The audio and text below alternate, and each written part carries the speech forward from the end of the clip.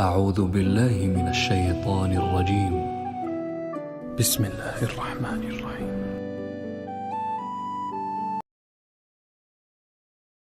شروع اللہ کا نام لے کر جو بڑا مہربان نہایت رحم والا ہے۔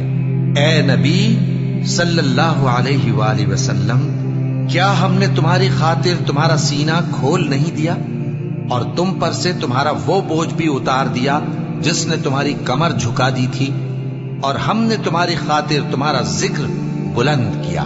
سو یقیناً مشکل کے ساتھ آسانی بھی ہے، بے شک مشکل کے ساتھ آسانی بھی ہے۔